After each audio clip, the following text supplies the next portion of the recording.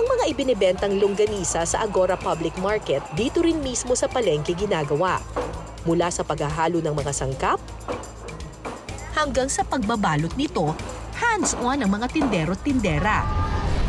Sa round 2 ng ating kusina battle, magpapagalingan at paramihan kami ni Empoy ng maitataling longganisa. Bago namin simulan ng hamon, tuturuan muna kami ni Kuya Hermes ng tamang sukat at diskarte para sa pagtatali. Pisil. Isa ulit. Buhol. Hindi. Lalagyan lang ng pagitan. Okay. Buhol. Buhol. Hatak. Pisil. Hatak. Doble. Doble ganito ulit. Buhol. Hatak. Okay. Pisil. Buhol, hatak, pisil. Buhol, hatak, pisil. Buhol, hatak. Naku, challenging din pala ito. Nilista mo ba? Sorry na. O Empoy, gets mo na ba? Kaya namin to? Hatak, pisil. Kaya. Sa loob ng 5 minuto, ang may pinakamaayos at pinakamaraming maitaling longganisa, siya ang panalo. Round 2, let's get it on! Okay, ready and go! Paano ba? Itatali muna, di ba? Shucks, mali ka agad ako. Wait lang, hindi ako nanonood kanina. Okay, parang gumanon siya eh. Paano ginawa ni tatay? Wait lang!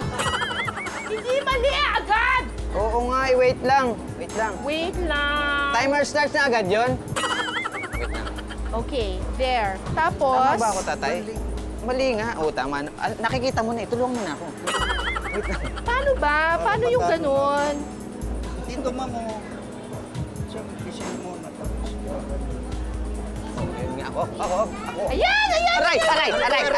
Aray! Miss Cara, alam mo, first time ko to, ha? Ako rin eh. Pero nakaka-challenge siya. Ayan! Wait lang. Nabuhol na siya. Wait lang, sa pisil na ako eh. Pisil. Hatak! Masyadong mahigpit. Tumigas na. Pisilin mo kasi, Miss Cara, pisilin mo lang. Okay, here. Mukha lang siyang madali pero talagang kailangan ng pasensya sa challenge na ito.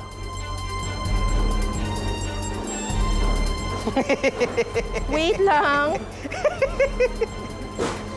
Paano yun? Wait lang. Kasama daliri. Kasama daliri. Okay lang yun para masustansya. Nakakapagbigay ng sustansya yun. Oh my God. Okay. Last 1 minute, wait lang. Tatay, wait lang. Last 10 seconds po. 8, 7, 6, 5, 4, 3, 2,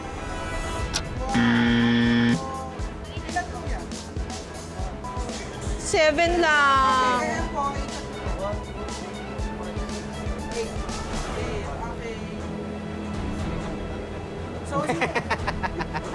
Ang papayat! Hindi, ang tawag niya, senyoritang langgunisa. Senyoritang langgunisa. Para sa bata Hindi yung mabulunan, akin. di ba? Ang papayat, ang luluwag. Pang-adult talaga yung ginawa mo. Pang adult, tsaka ano to? Sa'yo mataba talaga, no? Pang import kasi. Ha? Pang import. Import. Pang-import? Yeah. Okay.